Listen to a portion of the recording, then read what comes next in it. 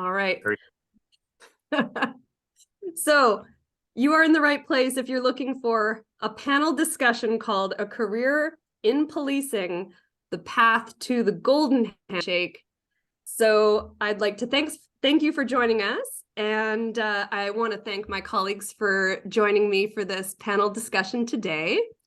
So my name's Haley Finnegan, and I do communications at NWPD. And my role here today is going to be to moderate the Q&A and to just keep us on time for the discussion topics. So let me introduce my colleagues here. My colleague, Staff Sergeant Kumar, is the first person I will introduce, followed by Sergeant Justine Thom. And last but not least, we have Staff Sergeant Jeff Scott. So to get to know our panelists a little bit better, I'm going to ask each of them, how long have you been working at NWPD? And where in the department have you worked? Staff Sergeant Kumar? Sure, I'd love to start. Sorry, I was laughing at Jeff because he was just trying to get himself organized.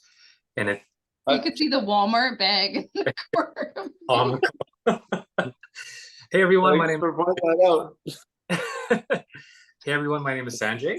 I'm currently a staff sergeant on Sea-Watch. I've been there for just over a year and a bit now, probably a year and maybe 3 months. Prior to that, I had Justine's job in recruiting and admin, and I did media relations on the side. I spent 19 months there, and it was an eye-opening 19 months. It was great in the sense that I learned a lot. It was really challenging, but honestly, I spent a good portion of time there working with management and working with the recruiting team and hiring great candidates that we have working for us today. Before that, I was in major crime. I spent about 4 to 5 years there.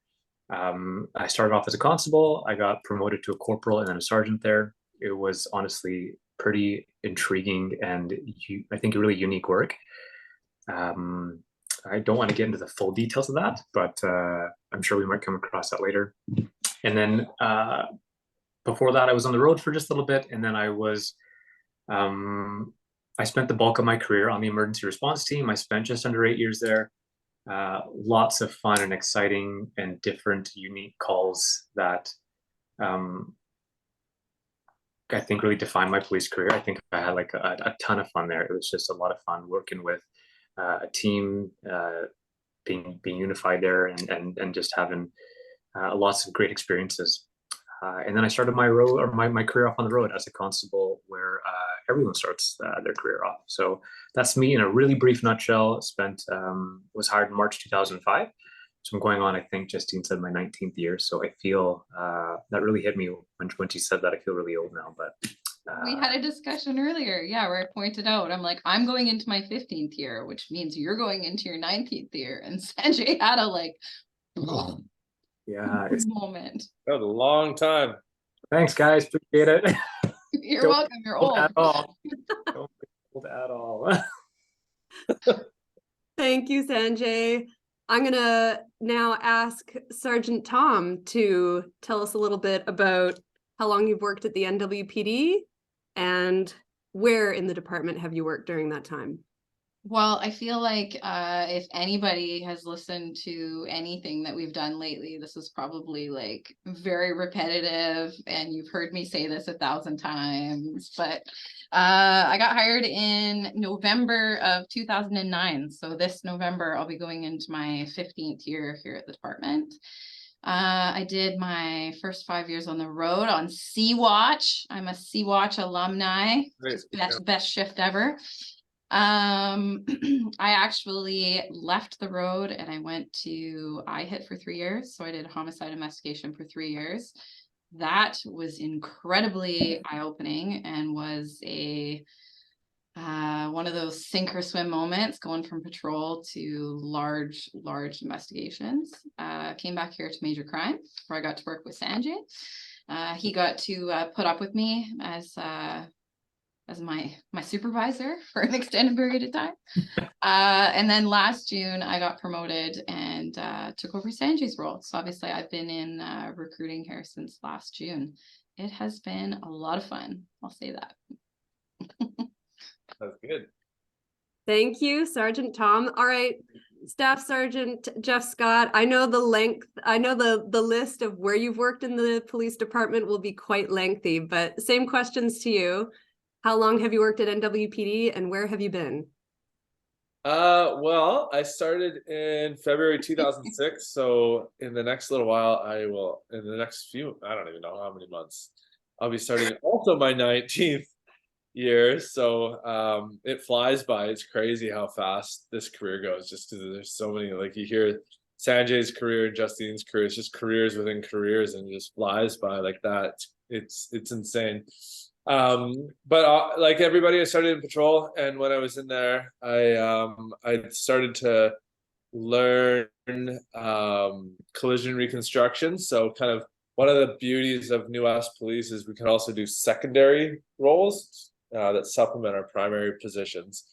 And so while I was in patrol, I started learning, collision analysis and then collision reconstruction. So for probably a little over 10 to 12 years, I was our reconstructionist. So any fatal motor vehicle accident collision in New West or in Delta or Port Moody, because we had partnerships with them in Abbotsford, I would go and investigate. So that was kind of my supplemental gig over that period of time.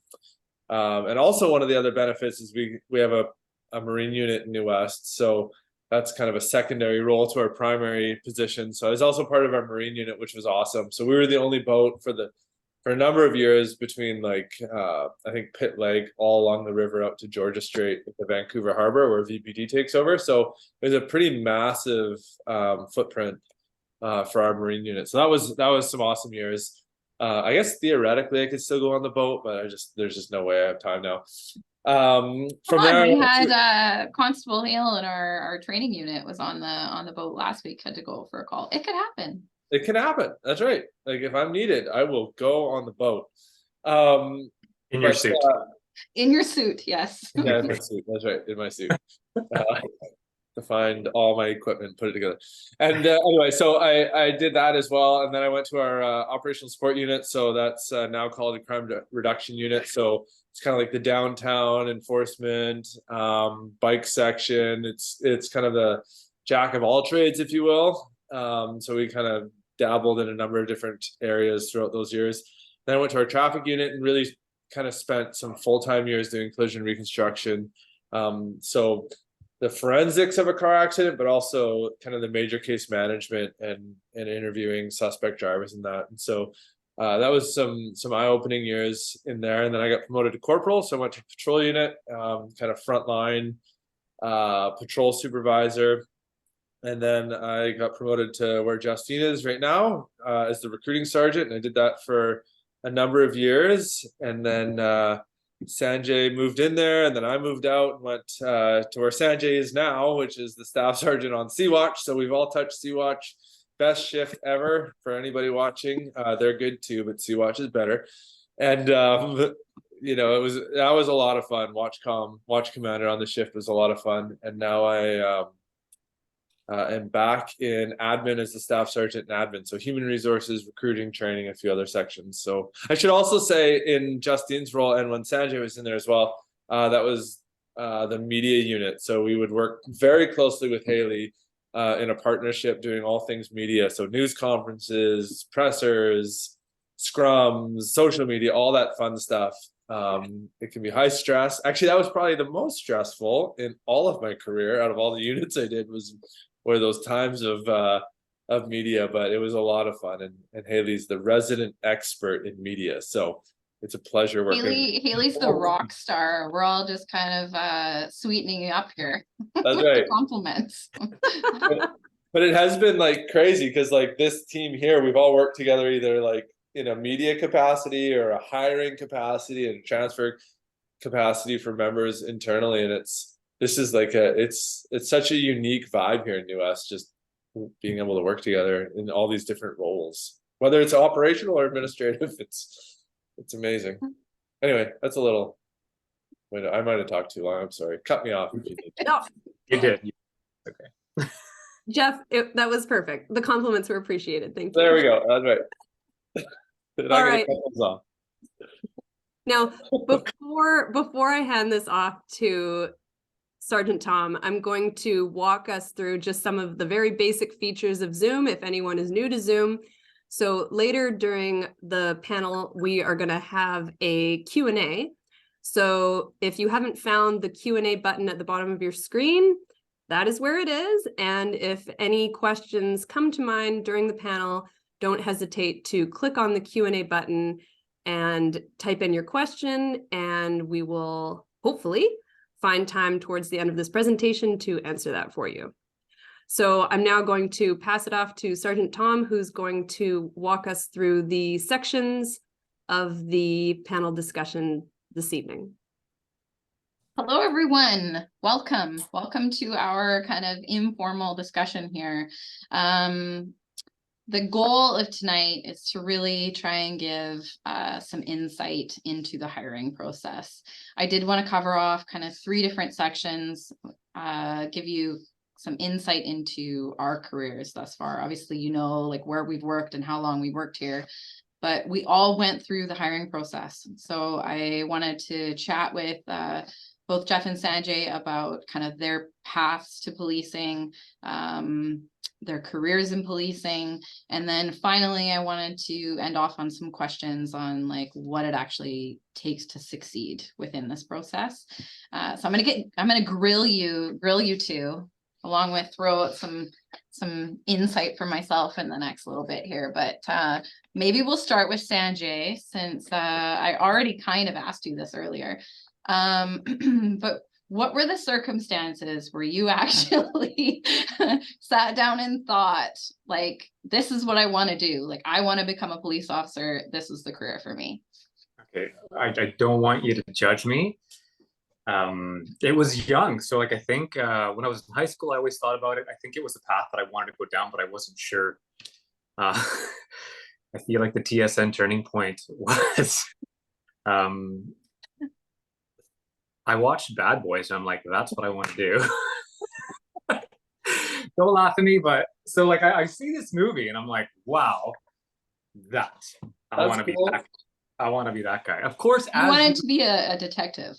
I wanted to just have an interesting, fun career, blowing up stuff and doing. I'm kidding, I didn't. But so that's I think like, I mean, watching that movie and then getting into like what actually policing entailed by taking courses at SFU and Douglas, it just solidified what I really wanted to do. I think obviously that movie gave like a really false description of the job.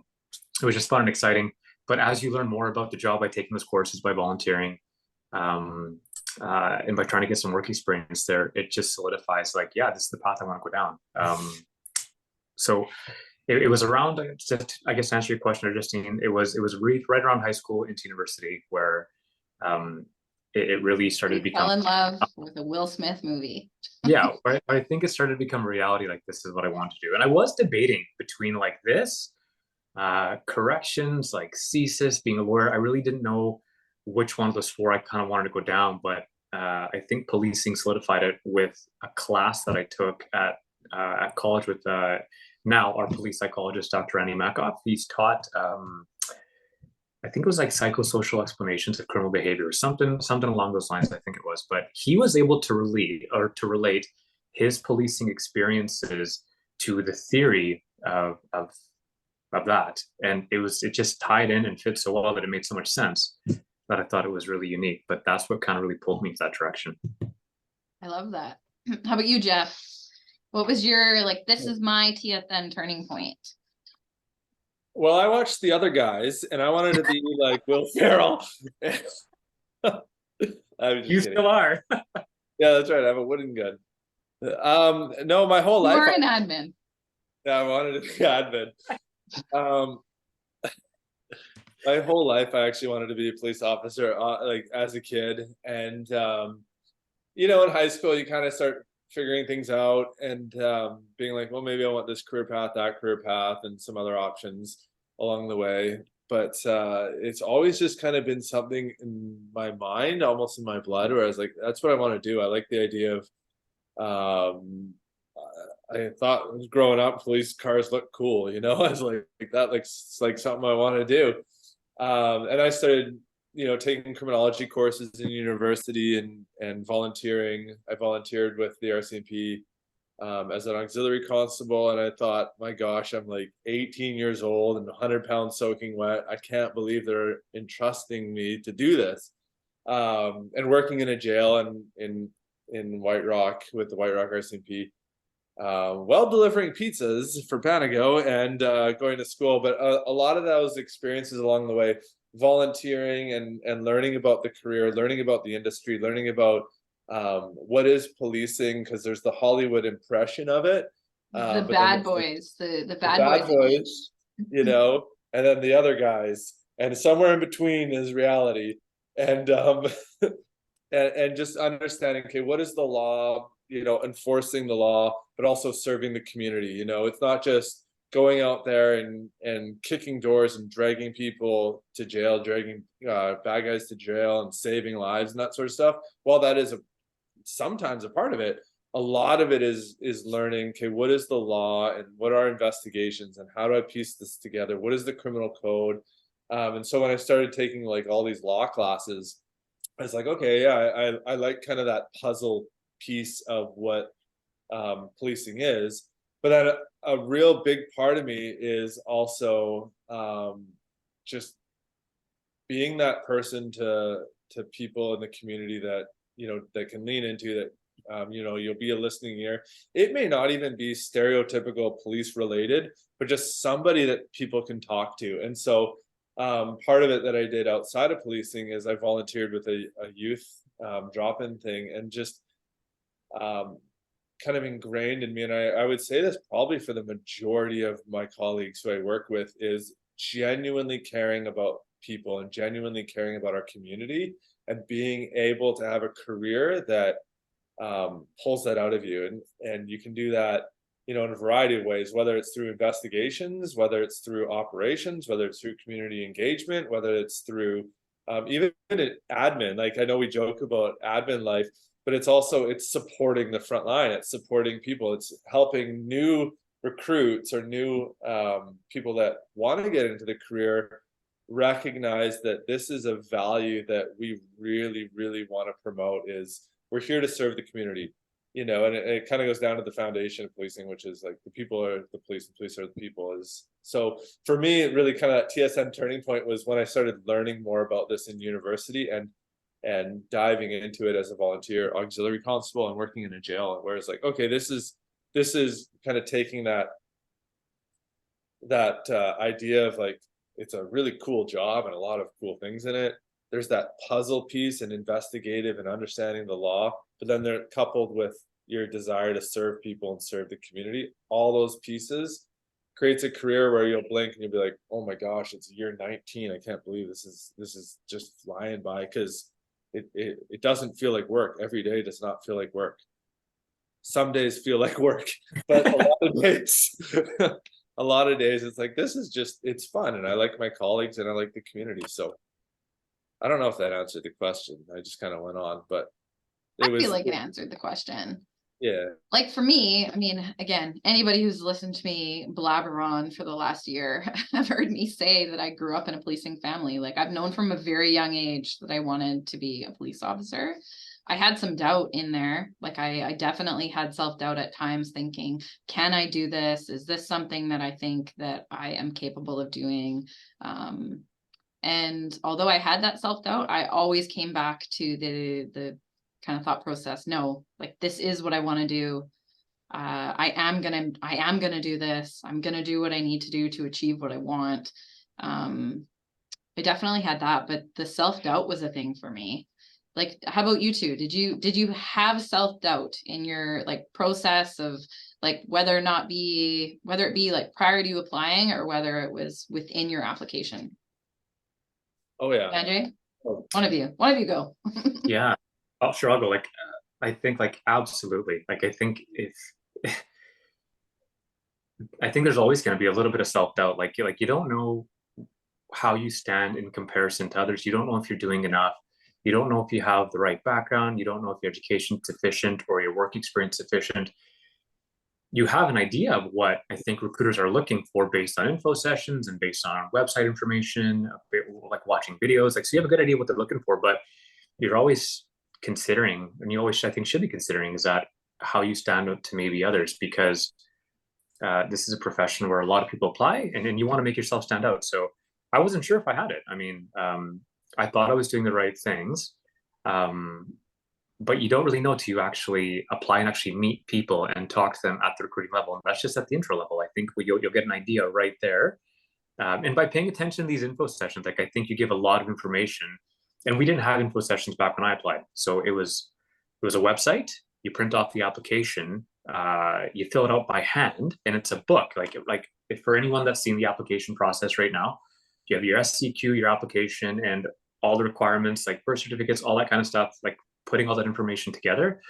We had to print all this stuff out, fill it out by hand. Of course, if you made an error, you white it out. But too many errors, you're like, well, this looks sloppy. I need to print it all over again, start all over again, because this just looks terrible. So I absolutely remember having a draft copy that I like filled out and made all my errors on, and then had a new copy that I had to print and grammatically, like, you know, have my grammar nice, have my spelling nice. I can tell you, people in filling out like a electronic form now often don't do that, and like the small attention to details like that actually does count.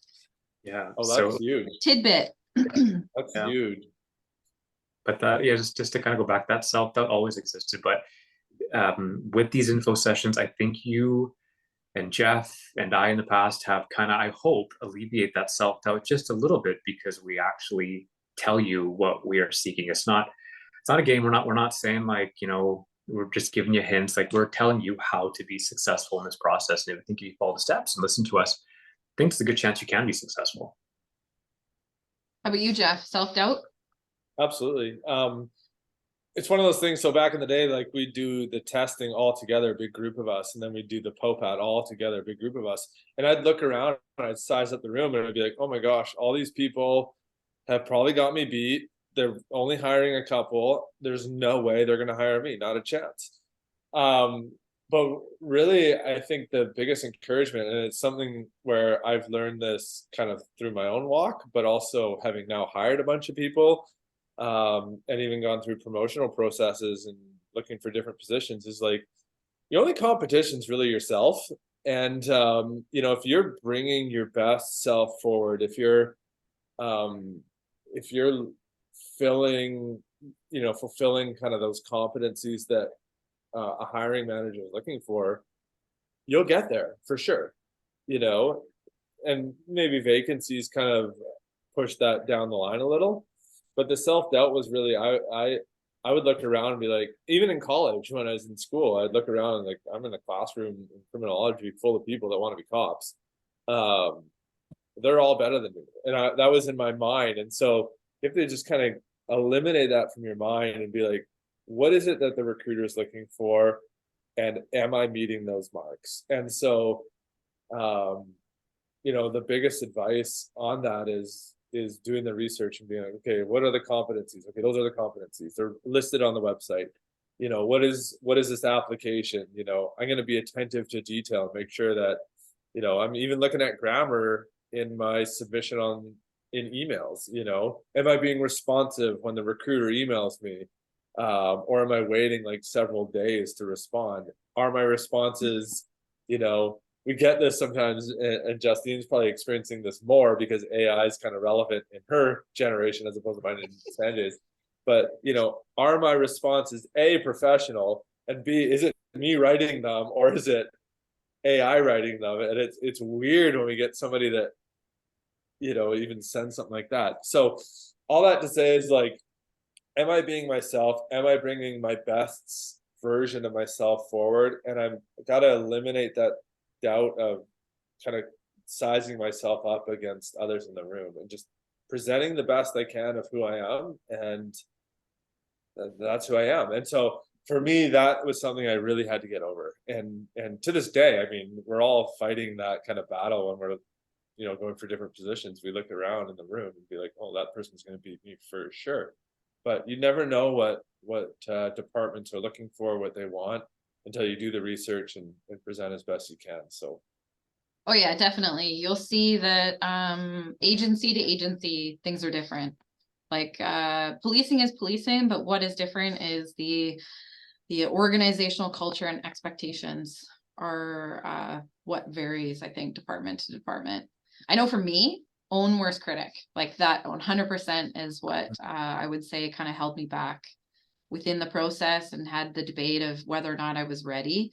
I think a lot of people now oftentimes will, and you two can chime in on this, but we'll wait and wait and wait and wait, thinking like, I gotta do this and I have to do this and I have to do this to become more competitive within the process. When a good chunk of the time, it's because they're, being critical of themselves and they actually met what we are looking for way prior to that. Like, yeah, I don't know. No, I think I agree with you there. Like a lot of times, like I've come across applicants that have prepared a great package, and then one of the questions I ask them, like, you've waited quite a long time, like what was going on through your mind? And it's that answer that I thought you guys were looking for more. I thought I wasn't competitive enough, but again, like I think those info sessions, I think it lays out, and correct me if I'm wrong, guys, like I think it lays out clearly what you as the new recruiter is looking for, and how to be successful in that process. So if you meet those criteria and you follow Justine's advice there, like I think you're setting yourself up for success. I don't know, Haley, do you think we should move on to the next little I was just gonna say the next section is careers in policing. yeah. From each of you about that. Yeah, Sanjay, can you tell me a career highlight?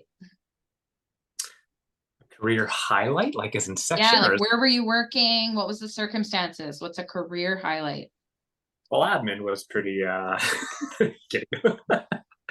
I think it's hard to use here's my argument to that is that I loved, obviously you guys know this, I loved the emergency response team. I loved working there, the group of men and women that were there, the camaraderie, the teamwork, the files that we went to, the kinds and types of investigation that I don't think you'd see anywhere else in policing. Like all that stood out so much. But at the same time, when I went to major crime, and I think you guys know this, like I wasn't entirely thrilled to go there. Like I didn't know what to expect. I felt like I wasn't a strong investigator at the time. But that too was a significant highlight in my career. Like, so I think you just don't know what you're going to get till you get there. So I think that's a lot of policing, is that people have an understanding or a view of what a certain section is going to be like, but you really don't understand and know the section till you actually get your feet in there and get your feet wet and talk to the people and live and breathe those files, that you have true appreciation for what that job entails, how your team works. You learn what works and what doesn't work. But all that happens, I think, just with experience. But to take it back, like I will say, like if I have to compare, ERT and MCU are pretty much well hand in hand, side by side. I thought they were the most exciting times of my career. Like I worked with, like, again, with great people. They were such different ends of the spectrum of policing. One is full investigation where everything is slowed down. One is very fast and dynamic, where you're making really quick decisions. I like to call it controlled chaos, because it just looked chaotic to the public, but very, very controlled and deliberate on the things that we were doing. It looked violent at times, but I assure you that it was very methodical and deliberate as to plans when we did do kicks or did do some pretty dynamic high risk things. So I'm going to say it's a bit of a toss up between both of them, but I enjoyed those both thoroughly. But again, you just didn't know. I didn't know about MC till I actually got there. You're just not wanting to break my investigative heart by saying that you didn't like MCU. That's right, we You're loved doing it. that for me. It's just different. Like again, like and you guys know this about me. Like I didn't really want to go there at all. Like this is like I'm used to kicking doors. Like I'm not used to like sitting at a desk and typing. But the amount of knowledge you learn there Mhm.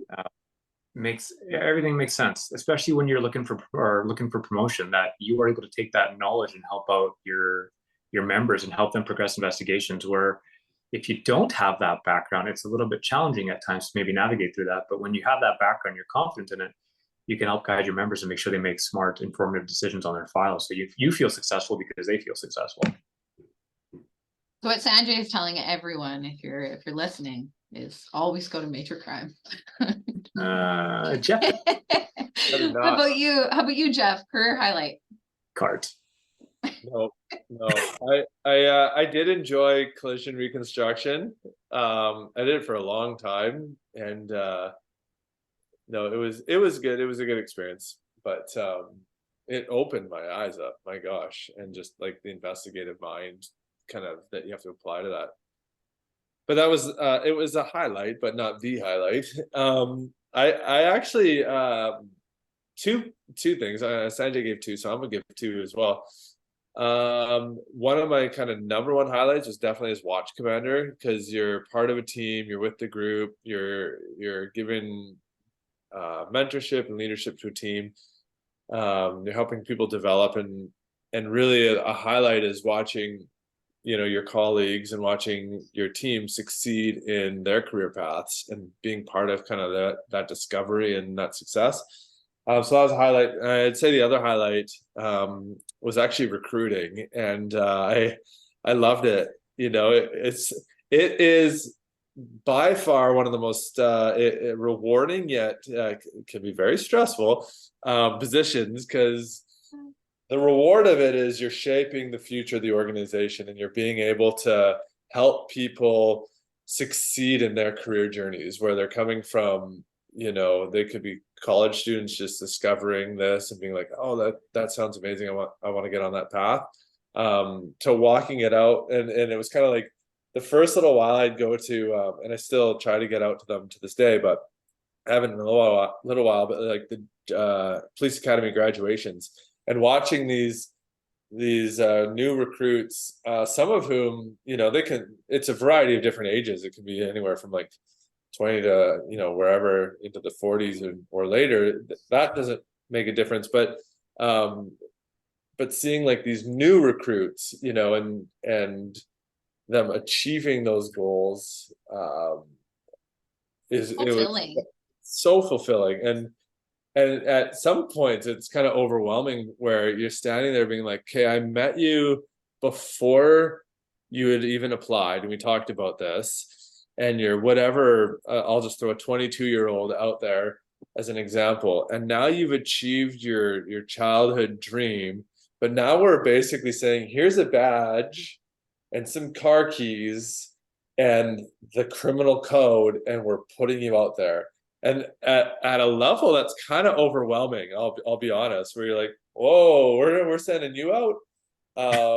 That not that we doubt them, but where it's like that's kind of overwhelming, where it's like, I knew you before you even put a piece of paper in to apply to us. And so, but it's so rewarding because they've achieved their dreams, you know. So like when you sit back and reflect as a recruiter, you're like, that's a big moment, you know. And having gone to a bunch of police academy grads since, and seeing whether it's our department or any department, it's just like, this is a room filled with people of fulfilled dreams, you know. And now our job as kind of senior members and people in NCO positions is to just keep people developing over their careers. And that's why I say both recruiting and watch commander roles for me was really fulfilling, because you're part of the beginning of their journey, and then you're part of their continuous journey. And so those two jobs to me were highlights of my career, for sure. By far, those two. Can I ask a quick question? Yeah. So can you off the top of your head recall some of the careers that people were working in at the time they applied to NWPD? Oh, I mean, the three of us could probably answer it. There's a wild array of different careers. You know, some people come from relevant backgrounds. So like they're, you know, from corrections or prisons or that sort of thing, or sheriffs, or other police departments. Others come with completely fresh backgrounds. You know, some are servers in restaurants, some are like bartenders, some are, you know, from the banking industry, and just wild different careers, that some people might be like, I don't know how being a server at, I don't know, whatever restaurant, relates to policing. But when you look at the competencies, and it's like, okay, well, as a server, you're communicating all day. As a server, you're managing conflict, you're making decisions, that sort of stuff. Yeah, there's so many different careers that people come from. I don't know if Justine and Sanjay have any that top of mind that might be like, well, that's out there, but No, I find that a lot of people think that when it comes to applicants, that we are looking for this cookie cutter, that people need to have had a certain type of education, have had to had like a certain type of career, have had to have like this many volunteer hours, and whatever the case is. And it is totally not that. Sometimes like some of the best police officers that I work with, that we work with, come from completely non-traditional careers of what you would have expected them to. You I get think so that- much knowledge, like I to think do that this goes career to that's that completely relevant. that goes to that diversity piece, where it's like, yeah, we value diversity kind of in the traditional terms of diversity. We also value the terms in like, you're bringing a diversity of experiences and life experiences into the industry, because some calls, yeah, absolutely, we need like the people that can kick a door and go through it, and those are critical moments. We also need people that know how to talk to people, you know, and that can sit and empathize and walk alongside really difficult moments in other people's lives, and just and be that listening ear, because this is the front line at 2 a.m. when people are in distress. Who do they call? They're going to phone the police, because we will be there, you know. And so we're looking for people that can empathize with people in their darkest, most difficult moments. And a wide variety of different experiences and careers can lead to a successful police officer showing up to somebody in those traumatic moments. So I fully agree, like the cookie cutter, stereotypical, traditional background to get into the industry isn't necessarily the highest value. Certainly something that is of value, I don't want to negate that. But if that's not something that somebody has, that does not mean they will not be successful in policing. Absolutely. No, we've like, yeah. I was just going to echo that. Like, I think if you go with the traditional cookie cutter background, you were going to get a lot of individuals who are generally the same. So having that wide variety, I hired a guy that was a pilot for Air Canada, unique background. I hired a guy that had a bio or a cell molecular biology degree. Like, it's just having those different backgrounds and different experiences. I think it's what shapes our organization, because you want different people and unique individuals to talk to that you can relate to, possibly, because we're all different and we all bring something different to the table. And I think that's really important. Mm-hmm. I agree, like 1000% agree. If you could go back on your career, Jeff, would you change anything? Would I change anything? That's a tough question. I'm sure there's some micro changes I'd change along the way. But I'm very satisfied with my career, you know, not as like, and I don't say that in like an arrogant kind of proud way, but in a way of, this organization has really allowed me to basically create the career I wanted to create. You know, everybody has a different trajectory and different goals and different ideas of what they want to do.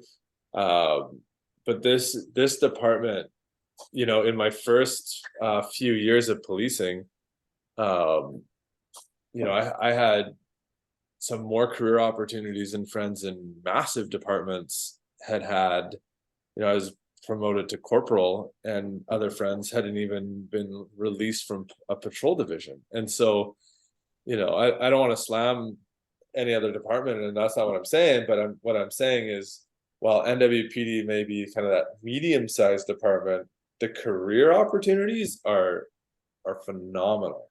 And so I don't think I would change anything. Like I said, there's some micro changes along the way, but kind of those major career trajectory decisions, no, I'm quite happy with how things have gone in New West for sure.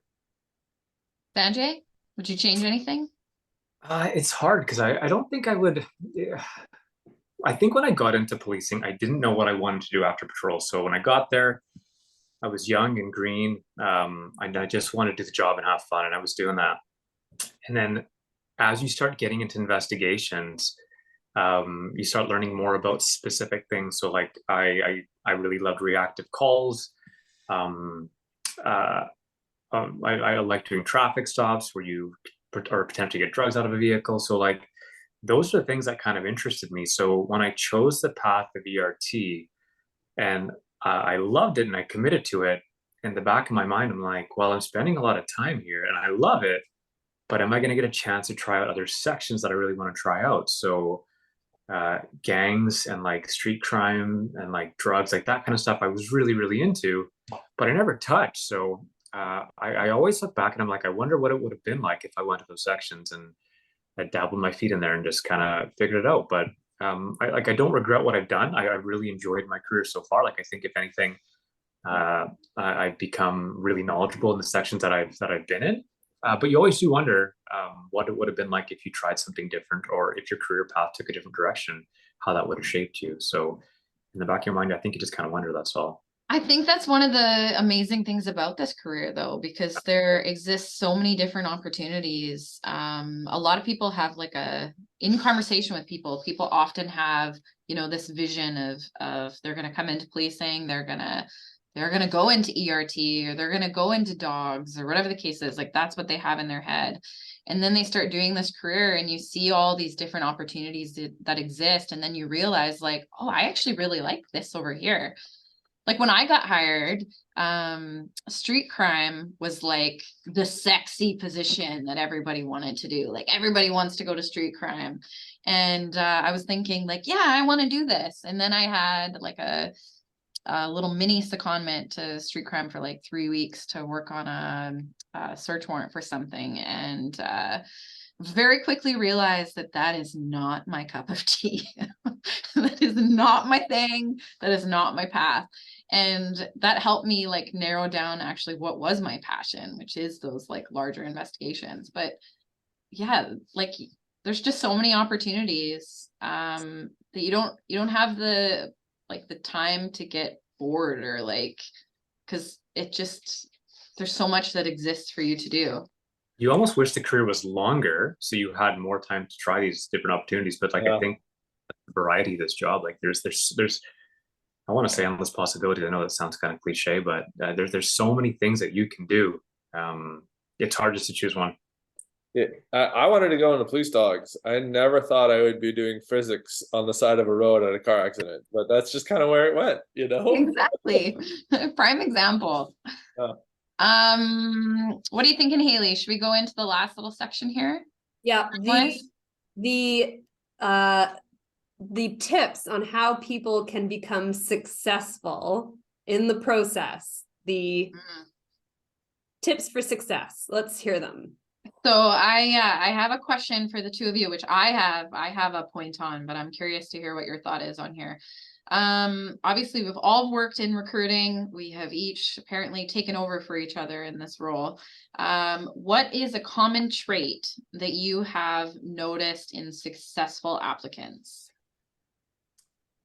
They are prepared. So I think they come in that like when you apply, you can get called at that POPAT for like any given moment. So it could be saying like, hey, we have an opening next week. Can you make it? Or in a couple weeks, can you make it? A lot of the times I feel that applicants apply and they might not be ready. They haven't done their research on our competencies. They haven't created those examples yet. You got to understand that policing it can be really fast paced once this process gets going. So it's important that when you apply that, you're prepared for all steps of the process, because you just don't know when it can happen, and you don't want it to be your turn, and you're just underprepared, and that can show in whether it be your POPAT, your initial suitability interview. I think being prepared though is the one piece of advice if I can give someone, just come prepared. Preparedness is huge for sure. I will admit it's actually frustrating. How often I tell people, before you submit your application, you should go run a POPAT and make sure that you can pass a POPAT. Because we will 100% have applicants that have never even looked at a POPAT and think that they're going to be successful the first time they run it. And I will tell you, a good chunk of the time they are not, regardless of like your level of fitness. But Jeff, what's something that you have you've noticed as a trait in a successful applicant? In addition to what you guys have said, definitely responsiveness. So we had somebody who we hired and he's been phenomenal, and we'd email him and be like, hey, can you do a POPAT this Saturday? And he'd respond like within a few hours of us sending that email. And so when we're scheduling people, and this goes to preparation, but preparation and responsiveness, when we're scheduling people, it's like, okay, we want to schedule them fairly quickly because we've got to keep this moving. It's a train. The train's got to keep moving. And as soon as you put your application in, yeah, okay, it might take a week or a couple of weeks to hear anything. But once you hear something, respond to it, and be prepared to act on those requests. I'd also encourage people in their preparation. So it's kind of the concept of preparation, but zeroing in a little bit. Look at those core competencies on our website and start developing almost like a running log or a journal of examples that would showcase or demonstrate your ability in those competency areas, so that when we do ask about them, because we will in an interview, that you have a scenario or a story or an idea in your mind that showcases your ability in those areas. Now, we're not necessarily looking for war and peace or this crazy out of this world example that you have, but we want to hear, like, what was your thought process? How did you arrive at your decision? Why did you make that decision, for decision making, for example? And so in your preparation, zero in on what is it that they're going to ask me in an interview? What is policing? We say, if you're going to apply, go pre-run a POPAT. Absolutely, be prepared to run the POPAT in fitness, but also be prepared to interview, be prepared to communicate.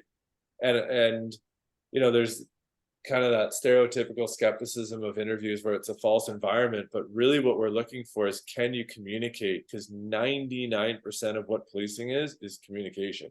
Your ability to talk to people, your ability to talk somebody off a ledge, talk somebody out of a hostage situation, talk somebody, into handcuffs, basically, so you don't have to go and fight everybody. We want communicators. And that's what really, to me, is showcased in an interview. It's not so much the substance of an example, while that's important because it shows that you got life experience. It's the ability to articulate the answer. So in your preparation, zero in on that, I would say. So fitness and communication. Yeah, another big one, which Jeff, we were actually, and Sanjay, we were kind of talking about this earlier, is it is about more than just your experiences. You could have somebody that maybe has like a ton of experience, but when you come into a room, or you engage with the recruiting team, or you are going to any of these professional appointments, that there isn't presence. Like the person doesn't have confidence. Like, because when you're thinking about it, like, you can have somebody that has all these great experiences, but when you go to put on a uniform and you are going to deal with something, and having to be assertive, are you going to have the presence that someone's going to take you seriously and listen to you and, believe what you're having to say? Yeah, it's hard to explain, but presence is so important. I don't know if either of you have kind of some feedback on that. Yeah, I'll jump in on that. So presence is like, how do you stand? You know, are you hunched forward and kind of like that? Or are you like confident? You know, how do you sit in an interview? You know, that to me was always important. Is if somebody's like slouched back in an interview or kind of like this in an interview, it's like, is this for real? You know, and it sounds so simple, but like you kind of kick the chair out of it and you're almost on the like the edge of the chair using the front half of a chair, and you're sitting upright and you're kind of commanding the room. And you know, when you walk into a challenging situation, it's like, okay, this person's in charge. Or you walk into court and you're going to get, you know, grilled by lawyers. It's like, okay, this person knows what they're talking about. You know, that presence and body language and confidence and eye contact. You know, can I carry a conversation by having eye contact, or am I looking away? You know, those sort of things, while they're not necessarily like quantifiable, it's also like, can we as recruiters envision you in a uniform taking control of a call? You know, you may not have the experience yet, but can we see it? You know, and that is something we're considering in our minds for sure. I've 100% interviewed people that I think do have good experiences, but when you're around them, they just come across as very like meek, or very like are gonna back down if somebody, you know, somebody tries to stand up to you. Like there's no, they don't have the presence where you can take them seriously. Like it's, I don't know, Sanjay, do you have any I just wanted to just to add to that, just be confident in yourself and your abilities. Like if you have come to the stage where you have followed, I've said this I think 3 times now, where you followed Justine's like what she's saying on her Zoom calls, if you've been to her info sessions, she's the core competencies, how to prepare. If you followed all that and you created, like she said, her list of examples per competency, you are preparing yourself. So be confident in yourself and your abilities, and know that you know your stuff, and that you just have to present that to the recruiter. Like I know that sounds easier said than done, but you've already done all the preparation. If you've done all that work already ahead of time, you've done the work. Just come on, just come over to us and talk to us like regular human beings. That's who we are. We were in your shoes, we were in your chair. We know what it feels like. It is stressful. The process is meant to be stressful because policing in general is stressful. It's you're going to calls where people are in distress and you are talking to them and you're trying to empathize with them. So it's not a regular 9 to 5 job. It's a very unique job. Where if you can present yourself in a positive way, you're going to get that response from that individual. So same thing with us. If you present yourself in a positive way, you're going to get a response from us, a good response from us. I know, I mean, some of the questions that I have here, or sorry, Haley, were you going to ask something? I was just going to say, it really sounds like you need to demonstrate that you have the raw ingredients to become a police officer and do the job. There is an interesting question. I just saw somebody asking about presence, specifically being an introverted personality, and saying, do they have no chances to be a police officer? No, we're not saying you got to be an extrovert, A-type personality in your face out there all the time. Introverts, you know, like many of us are introverts. Absolutely. You wouldn't maybe believe it through TikToks, but I am an introverted person. Me as well.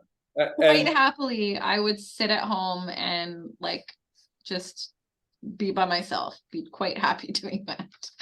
Totally. So I wouldn't use extrovert and presence synonymously. I would say an introvert can definitely have the presence that we're looking for. And I could say maybe an extroverted A-type personality might be like, whoa, this is way too overwhelming for what we're looking for, you know? So it's having that, like we say, that confidence in who you are, that ability to take control of a situation. So I think that's important. Sorry, I jumped into the Q&A. I just saw that was probably relevant. No, it's okay. It was totally relevant to what's going on. Yeah, very timely. Do we want to cover maybe 2 or 3 more concrete tips for success, and then we can move into the Q&A? Yeah, if you want. What I was going to ask here was, and it kind of obviously relates into a little bit what you both shared already, but let's see if you can think of something else in particular. But what is something that you wish applicants paid more attention to? within the process? Obviously, we've covered up preparedness. You need to be prepared. Please prepare. I think, like, I mean, for me, like, I read through a lot of application and security clearance questionnaires. I think just the context going into those, like, I mean, everyone back when I wrote it, like, you had, say, like 10 lines or maybe 5 or 6 lines to kind of condense what you want to write. But I think for us now, and correct me if I'm wrong, Justine, is that you can keep writing and that page can just go as long as you want. So it's important to be clear and concise in your response and get a good point across rather than ramble. So read the question carefully and answer what we're looking for. A lot of the times it kind of goes off on a bit of a tangent or doesn't kind of make sense, but I encourage you all that once you have finished your application SEQ, let it sit for a couple days, come back to it, have someone else look it over, take those steps. Don't just do one and you're done, submit it, I'm good to go. I'm gonna go play soccer, do whatever it is, or go work out. Just take that time when you're doing it, have other people, other eyes look at it. And even stuff that I submit myself right now, I submit to my inspector.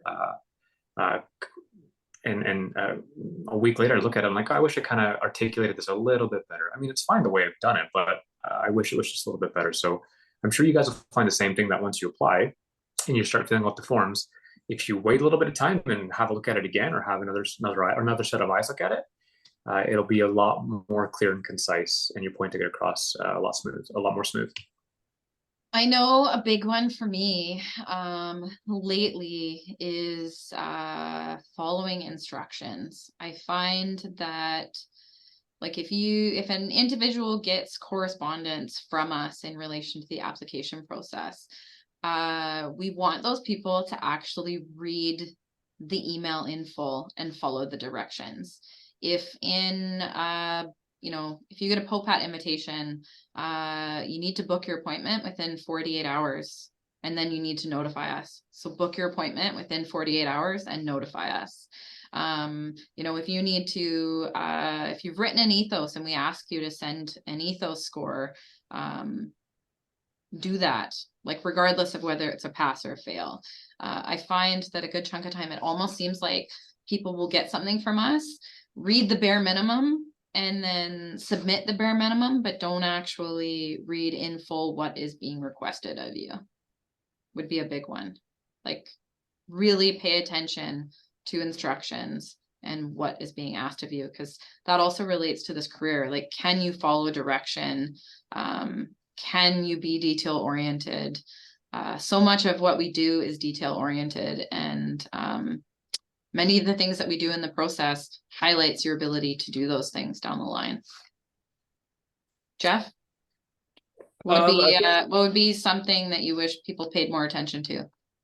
That's a tough question, because I fully agree with what you guys are saying. And in your preparation, looking at all the different elements of what is recruiting and what do I need to do, I think sometimes that stands out is in disclosure packages. People are, you fill it out, you feel like, oh my gosh, I'm a terrible person. But sometimes in that, people either try to minimize or try to start explaining things away. And we just want the content. And when in an interview, if we have questions about it, we'll raise those questions. But if we don't ask about it, we've said as an organization that this disclosure is something we're over and we can move forward from it. But if we start discovering these things later in the process, or it comes out later, say in polygraph, and it's like, you should have disclosed it earlier and you intentionally didn't, that to me is problematic, because I don't always see that as a memory lapse. While many times it is a memory lapse. Sometimes it's like, that was a pretty big oversight, and why did you wait till the end to disclose it? So I recognize making those disclosures is very personal. Sometimes people experience shame or they're embarrassed about it. But that's also part of the industry. If I make a mistake, I need to be able to own it and raise it up to my supervisor and quote unquote fall on the sword, for lack of better words. because that honesty and that integrity and that element of taking ownership and accountability for our actions actually gains you so much respect in people's eyes than people that try to hide it, shelter it, or talk their way out of it. So I don't know if that's like something to pay more attention to, or something where it's get out in front of, deal with it. Once we've discussed it and moved on, it's over. It's done. But if it's discovered later, it starts to raise questions in our minds of why did it take so long to come out now? I would agree with you on that one. That one's actually a big one. It speaks volumes when you can just admit your mistake and just own it. Just, I screwed up. It was a terrible decision. I did this. Instead of, downplaying it, trying to make it seem like it was, less than what it was, or trying to excuse your behavior instead of just admitting, like, I shouldn't have done that. That was really dumb. Like, everybody makes mistakes. I'm not perfect. Like, you guys aren't perfect as much as you might pretend to be. Sandy is perfect. To this day, I haven't made a mistake yet. I make mistakes daily. It's just, honestly, it's just owning it. Yeah. That's definitely a big one for sure. Huge. Excellent tips. I was gonna say, in the just keeping time in mind, maybe one more tip before we move on to the Q&A. Okay. And obviously within this, a lot of these questions like overlap. What would be biggest piece of advice? I've already said that one. Prepare. Prepare. Come back to me. Let me think of something better. Jeff, do you got something? I don't prepare. No, Prepare. I would, again, like zeroing in on the concept of preparation, but zeroing in on being able to articulate your answers in an interview. That is a big one. And so we don't want people who are scripted, where you've memorized the script and it's so robotic. It's like, what? But we don't want somebody that's almost kind of just lackadaisical in their response, and they're like, it's all jumbled in that. So take the time to be, okay, here's an example that I've got from my communication competency. What is the situation? You're really painting the picture what the situation was. What were your actions in that?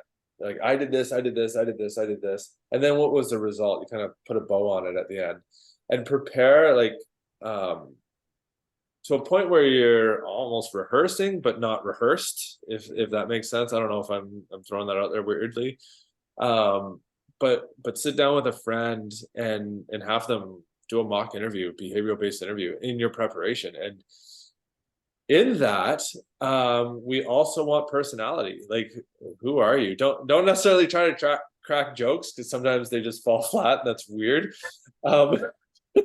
But if you've got comedy in the example, that's just part of your personality. We're hiring people. We're in the people hiring industry and interacting with people industry.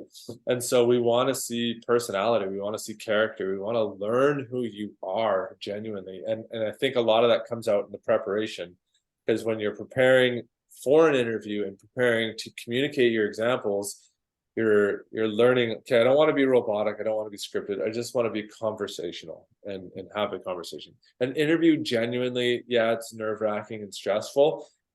We want to have more of a conversation, like as if you're sitting across the table, having a cup of coffee with a friend, saying, tell me about that time when you had to manage a risky situation. And you're like, oh, I've got a story about that. This is going to blow your mind. And you just tell the story.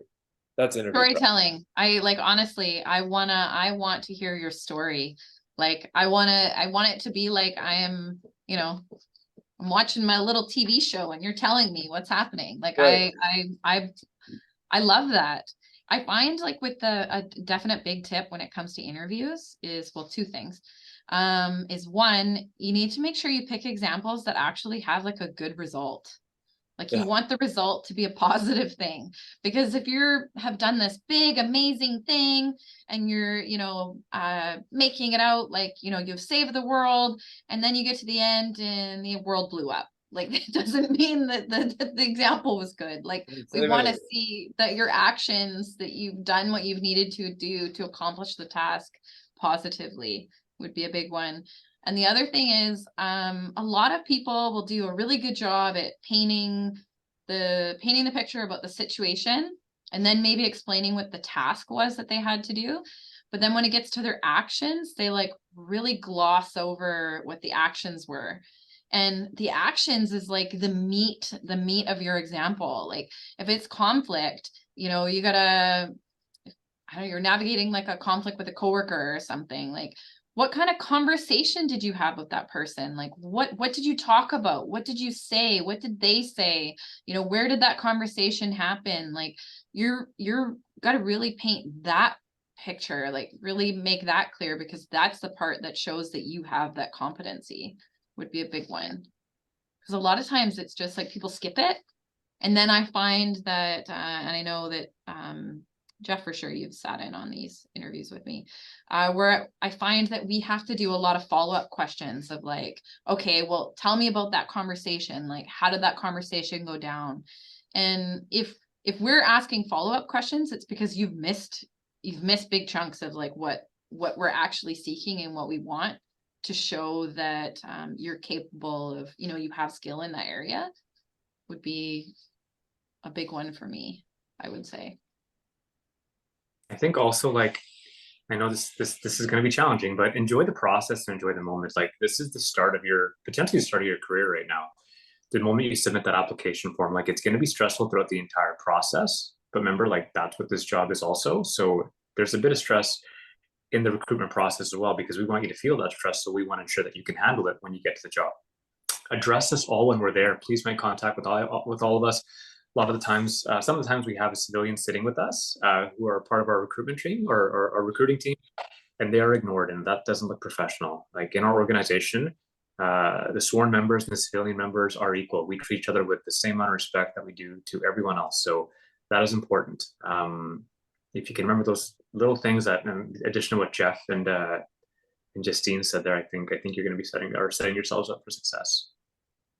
Yeah, actually, this is kind of like, you know, this adds to what you think, but a lot of people like don't realize that the little things can count within the process. How you respond to an email, yeah, like how you speak to our staff at the front counter, you know, how you treat other participants at a POPAT, how you treat other people at an ethos. All of those things matter. They all paint a picture of you as an applicant in whole. Is a big one for sure, I would say. Family. Well said. Well said. And I like Sanjay's point, don't underestimate the power of a positive attitude and some optimism. Mm-hmm. All right. We've got a few questions here. And if you have thought of a question, but you haven't typed in yet, now's a great time. Let's get started with this one. So someone has mentioned Sanjay's move to the major crime unit, and how he was a little apprehensive.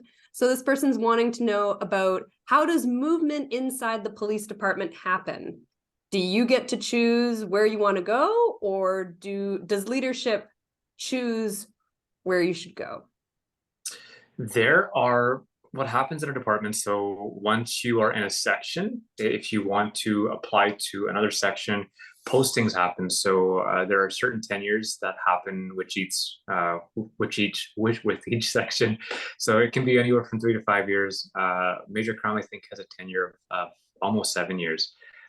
So once your time is coming to an end,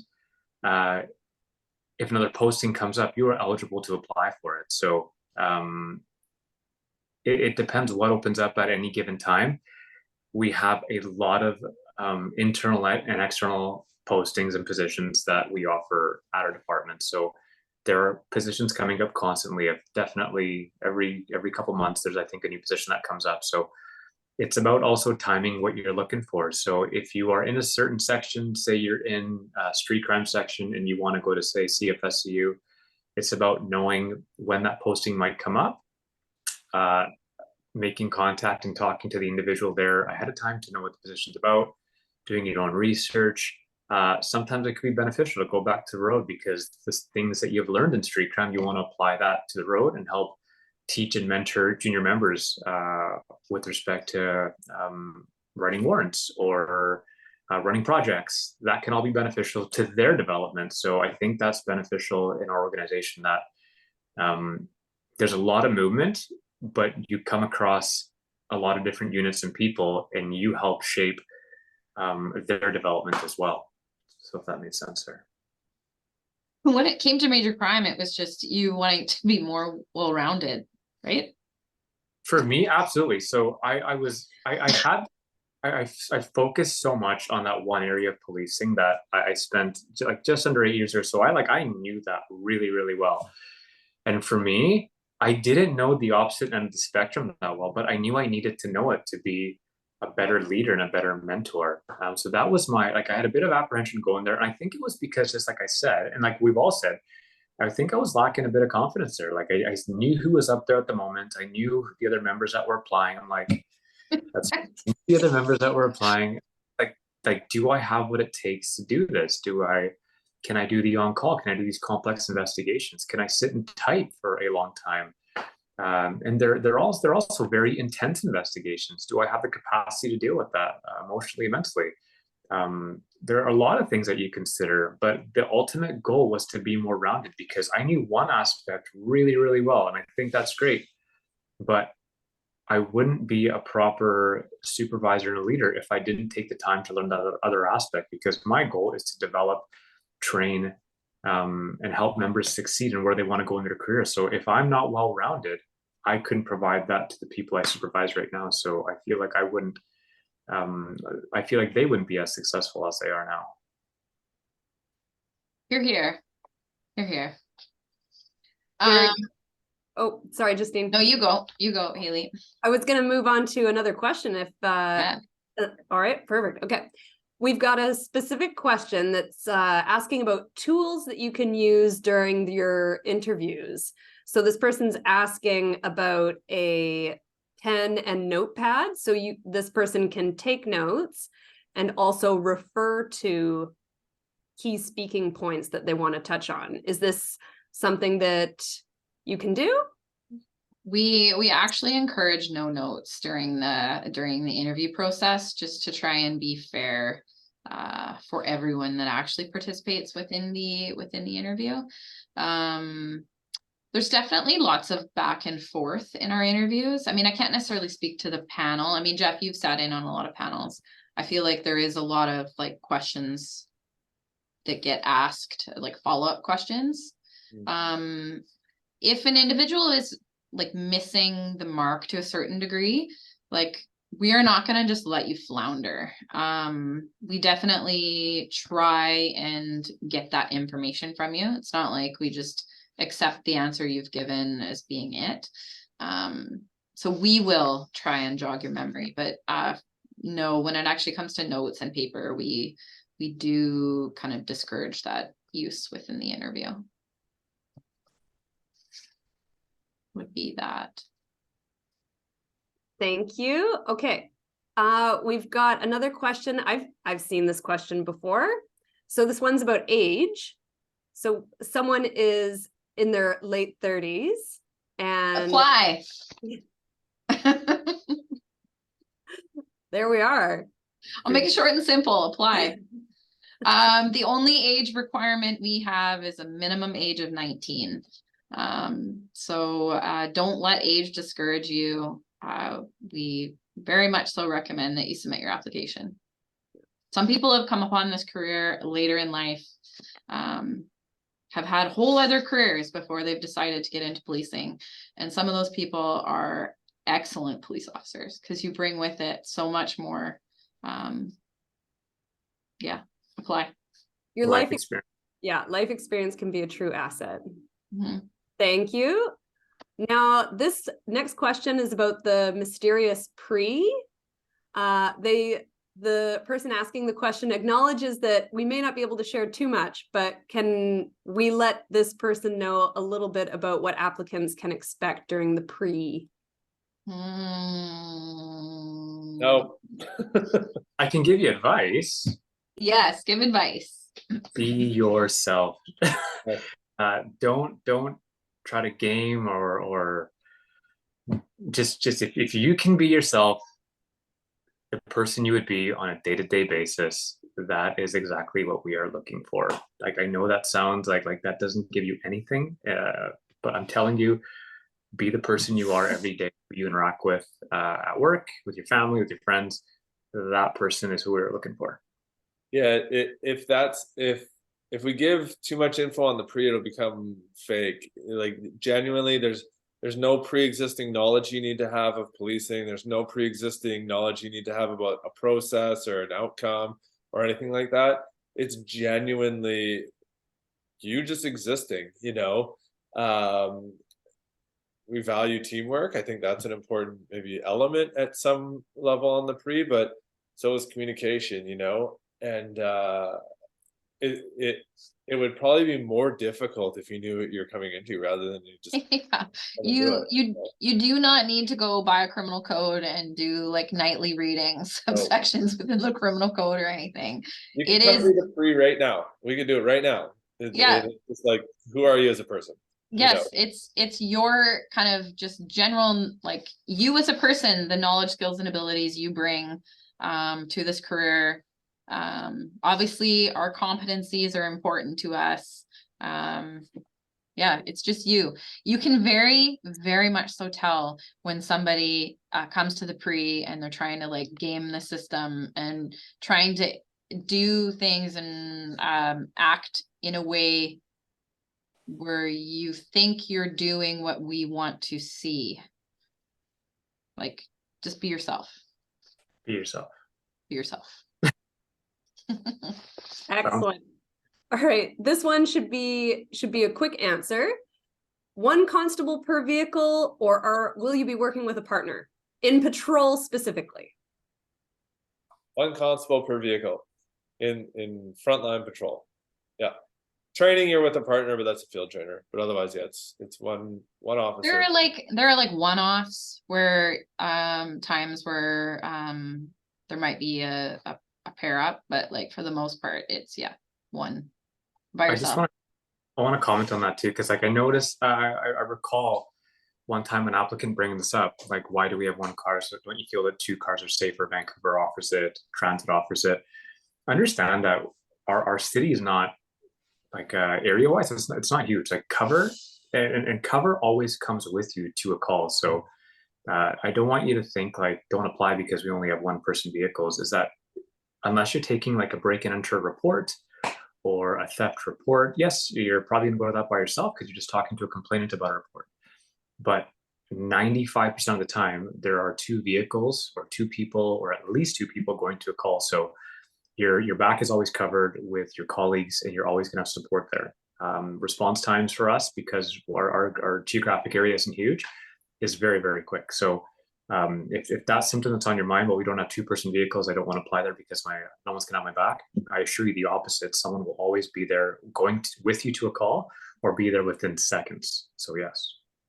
Everybody is always listening to the radio, and that is part of your role when you're in this job. Even in admin, there's radios that are around, and you can hear when an alert tone goes off, or you know your team so well that you can tell when there is like the hint of like there's something going on, that person is like a little bit more tense than normal, or something doesn't seem right.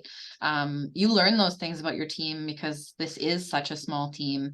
Traffic stops, you have people that are coming to cover you. Calls when they're being dispatched, it's two cars that are going. Rarely do you ever go to something where you're by yourself. Rarely. Yeah. Thank you. This question, which step in the recruiting process do most applicants fail? I'm gonna say interviews would be a big one for sure. Regardless of whether it's the suitability or the panel, which I see as the next question that I'll like tie into this, is the format for both interviews is exactly the same. It's the informational based questions, like the questions, you know, your thoughts and opinions on things, and then the behavioral style questions. The only thing that's different is the competencies in the interviews are different. If you look on our website, there's 12 competencies there. The first 6 are covered in the first interview, and the last 6 are covered in the last interview. The only thing is that conflict management is actually covered in both interviews. Would be the one kind of thing for both of them. So one's 6 competencies, one's 7.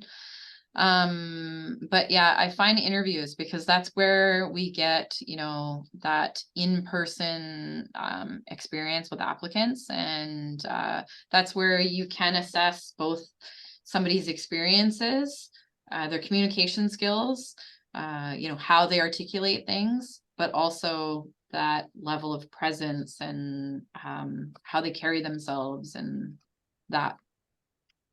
I don't know if either of you two have any different opinion on where we lose people. I want to say that, and actually the POPAT. Again, it's just about running that POPAT before you apply. Like it's like what I'm telling you, what I'm asking you is really, really simple. There are facilities in the LMD in the Lower Mainland that offer it. Go book yourself a test. It happens. Well, I think every day in Lower Mainland, somewhere either Richmond or Langley are the 2 facilities. I think that. I think there's one in Vancouver too. Like Google, go on Google. POPAT, Lower Mainland of BC. Yeah, please run it. And if you have the chance, run it even a second time, because you'll learn where you can make up time. After you run it the first time, the second time you'll be like, or after you run that first time, you'll know where you can make up some time, because you might have done something slower, or you might think I can do this section quicker and take more time on this other section. Please run the POPAT. Thank you. Another question here about the ethos exam. So if someone has passed the ethos exam with another agency, can they use it with their application to NWPD? And how long is that score valid for? We will accept outside. Oh wow, outside. I'm now like blah, blah. Outside ethos scores if it is 70% or higher, and you've written the exam within the last 3 years. If you wrote it 10 years ago, you're going to need to write it again. If you got 65%, you're going to need to write it again. So 70% or higher, and in the previous 3 years. If you apply to us and you get an ethos invitation, and say you haven't submitted an ethos score with your application, because there is a portion where you can submit a score through. If you have not done that, you need to provide to us, you know, in reply to the email, the ethos score that you received and with what agency, regardless if it's a pass or fail.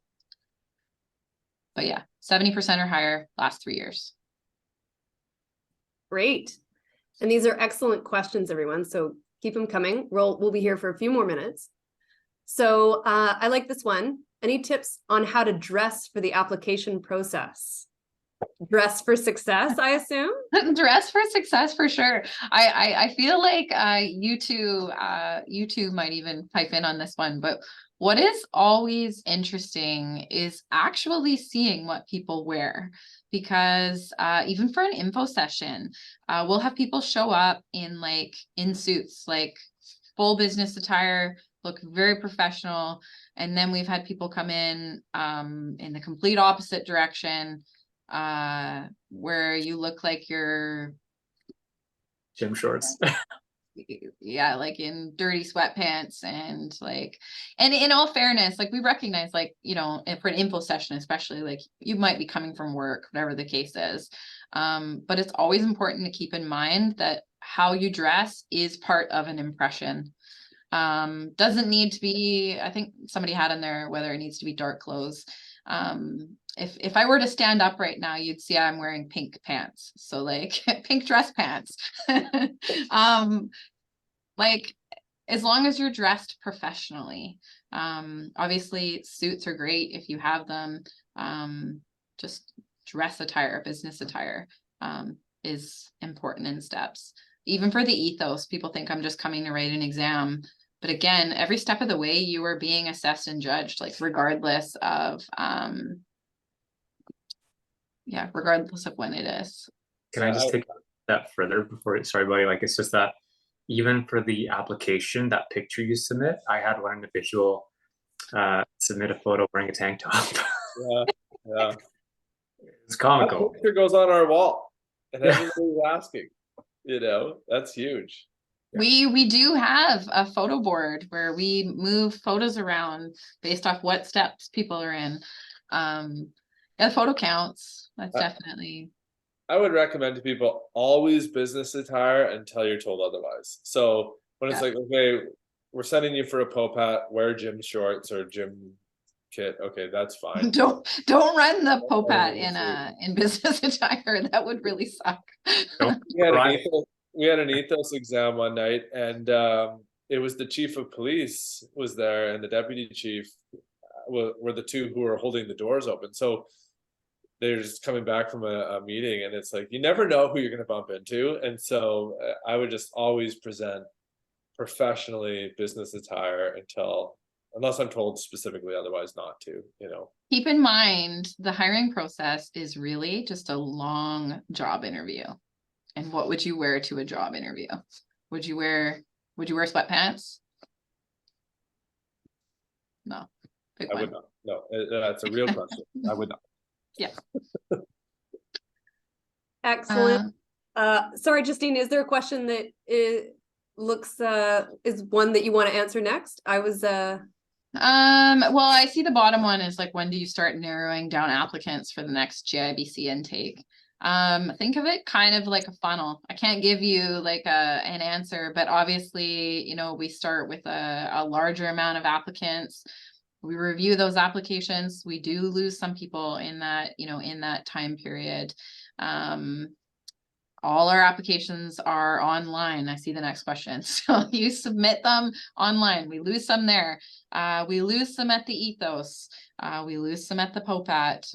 We lose some at suitability. We lose some at ride-alongs. It continues all the way down. We did just write an ethos. We're having another one next week is the plan. Obviously, we're going into Popats here. So it is going to start tapering down for January. Thanks. I really like this question here.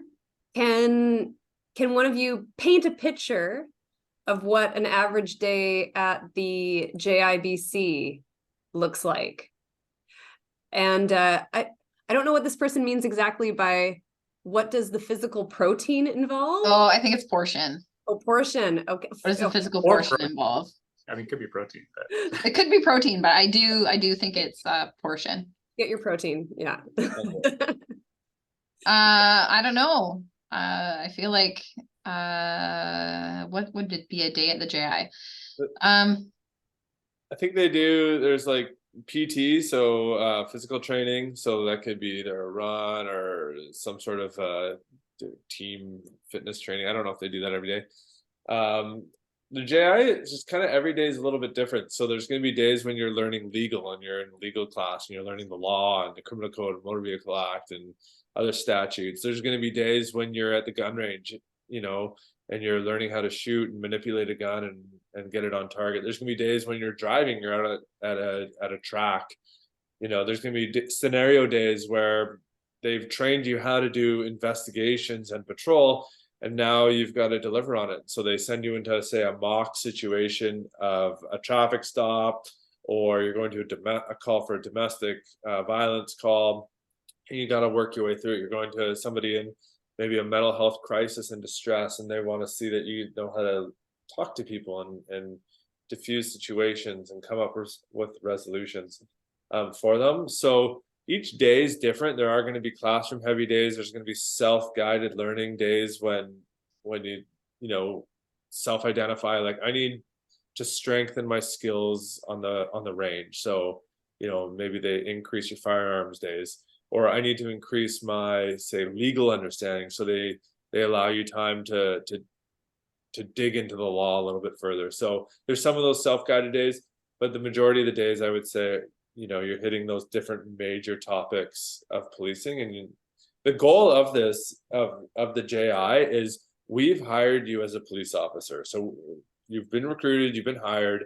We've said this person is a police officer with the New Westminster Police. Then we send the person to the Justice Institute. And the goal of the Justice Institute, the Police Academy, is to train you to be a police officer. Yeah, there's going to be testing along the way, but the ultimate goal is that people are successful and they come out of it with confidence saying, I can do this job now. So my biggest advice going into that is really have that that personality, like be a good learner. I don't know how to say that, otherwise late in the day. Be prepared to learn, have a good attitude, and be willing to be challenged in your understanding and to adapt and grow, you know. And mentors will pour into you. You know, we as a recruiting team and supervisors back in the department, we want to hear from our recruits and here's my successes, but here's some of the challenges, and I could use some support.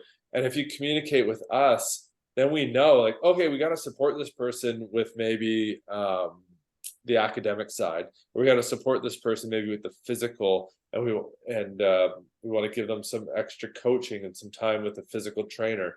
We're willing to work with people through the recruitment process, through the police academy, and through their careers to help them succeed whatever path they're going down. So day in the life of a recruit, you know, it's going to be every day is different, really. 7 to 3:30, Monday to Friday, except for holidays. Yep. It sounds like a lot of fun. Yeah, what I will actually add is something just about the physical protein part, the physical portion part. The JI has more recently implemented like a different kind of training standard. Obviously, you are required to complete the POPAT in block 1 and block 3. So you need to complete and pass the POPAT within that period. But they've also like implemented like a recruit fitness testing, and that consists of the beep test, maximum push-ups, maximum sit-ups, and a chin-up bar hang. So when you are kind of training and preparing to go to the JI, these are things to work on. The beep test, push-ups, sit-ups, and a chin-up bar hang. Those are kind of modes of assessment that they do. It's not like a requirement that you have to meet the standard, like meet a certain standard, but that is like, they want you to focus on those things. Thank you. Yeah, I know that successful applicants, when they're sent to the JIBC from NWPD, you've got an entire department of people cheering you on. I see the last question, and I'll quickly answer it, Jeff. I know volunteer experiences that need to be current. Not necessarily. Like, you can have other things within an application that make you a shining star. It's not going to be completely dependent on your volunteer experience. All right. I know we're a little past time, so I want to thank my colleagues for providing such valuable advice to everyone who's tuned in. And I want to thank everyone for their very thoughtful questions. And if there were any questions that we didn't get to, or if you think of any questions after the fact, just send them in to recruiting@nwpolice.org. Yes, send me whatever questions you got, and I am more than willing to answer them. Thank you, everybody. Thank you all for tuning in. Thank you. Bye. Bye. Bye.